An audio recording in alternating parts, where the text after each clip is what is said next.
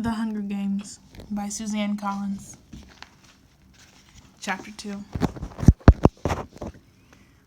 One time, when I was in a blind in a tree, waiting motionless for game to wander by, I dozed off and fell 10 feet to the ground, landing on my back. It was as if the impact had knocked every wisp of air out of my lungs, and I lay there struggling to inhale, to exhale, to do anything. That's how I feel now, trying to remember how to breathe, unable to speak, totally stunned as the name bounces around inside of my skull. Someone is gripping my arm, a boy from the scene, and I think maybe I started to fall and he caught me. There must have been some mistake. This can't be happening. Prim was one slip of paper in thousands. Her chances of being chosen to so remote that I'd not even bothered to worry about her. Hadn't I done everything? Taken the tesserae, refused to let her do the same? One slip in thousands. The odds had been entirely in her favor, but it hadn't mattered. Somewhere far away, I can hear the crowd murmuring unhappily, as they always do when a 12-year-old gets chosen, because no one thinks this is fair. And then I see her, the blood drained from her face, hands clenched in fists at her side, walking with stiff, small steps up toward the stage, passing me. And I can see the back of her blouse has become untucked and hangs out over her skirt. It's this detail, the untucked blouse forming a ducktail, that brings me back to myself. Prim! The strangled cry comes out of my throat. My muscles begin to move again. Prim! I don't need to shove through the crowd. The other kids make their way immediately, allowing me straight past her to the stage. I reach her just as she is about to mount the steps. With one sweep of my arm, I push her behind me. I volunteer, I gasp. I volunteer as tribute. There's some confusion on the stage.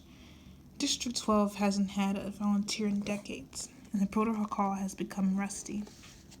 The rule is that once a tribute's name has been pulled from the ball, another eligible boy, if a boy's name has been read, or a girl, if a girl's name has been read, can step forward to take his or her place. In some districts, in which winning the reaping is such a great honor, people are eager to risk their lives. The volunteering is complicated.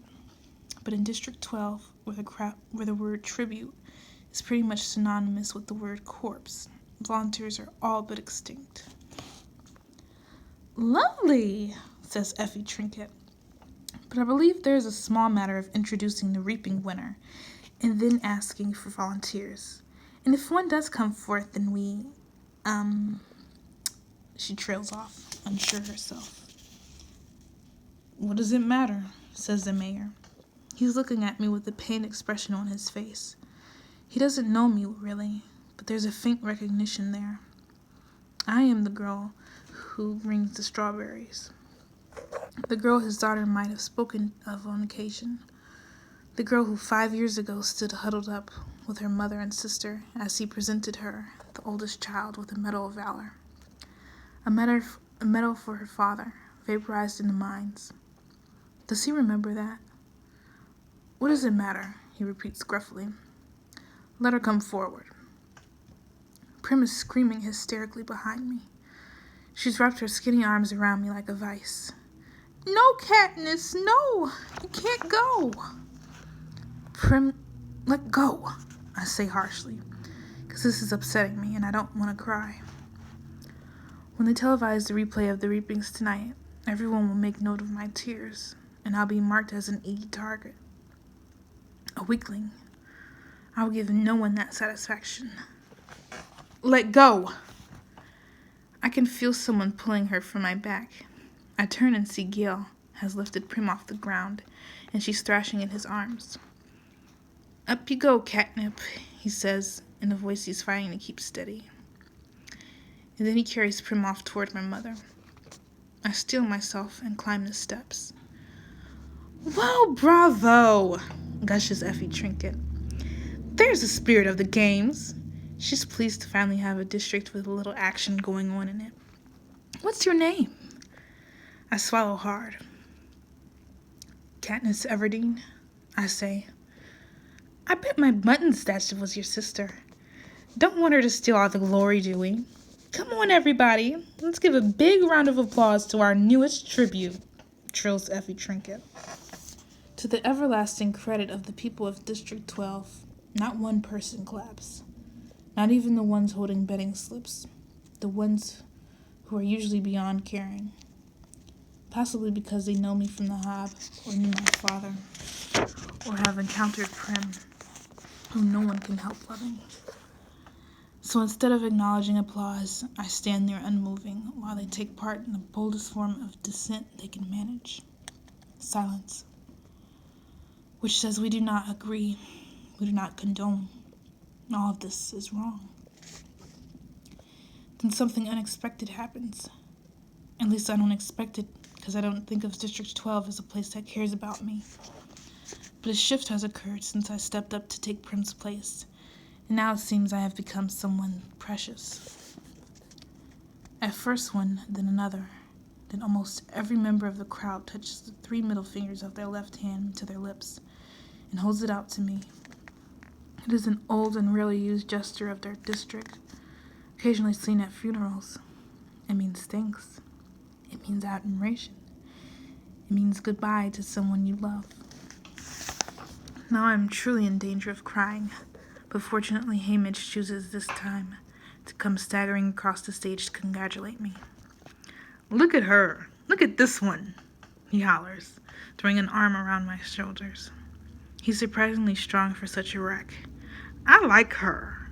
His breath reeks of liquor, and it's been a long time since he's bathed. He can't think of a word for a while. Spunk, he says triumphantly. More than you, he releases me and starts for the front of the stage. More than you, he shouts, pointing directly into a camera. Is he addressing the audience, or is he so drunk he might actually be taunting the Capitol? I'll never know, because just as he's opening his mouth to continue, Haymitch plummets off the stage and knocks himself unconscious. He's disgusting, but I'm grateful. With every camera gleefully trained on him, I have just enough time to release the small choked sound in my throat and compose myself. I put my hands behind my back and stare into the distance. I can see the hills I climbed this morning with Gale. For a moment, I yearn for something. The idea of us leaving the district, making our way into the woods. But I know I was right about not running off, because who else would have volunteered for Prim? Haymitch is whisked away with a stretcher, and Effie Trinket is trying to get a ball rolling again. What an exciting day, she warbles as she attempts to straighten her wig, which is listed severely to the right. But more excitement to come. It's time to choose our boy tribute. Clearly hoping to contain her tenuous hair situation, she plants one hand on her head as she crosses to the ball that contains the boys' names and grabs the first slip she encounters. She zips back to the podium, and I don't even have time to wish for Gale's safety when she's reading the name. Peter Mellark,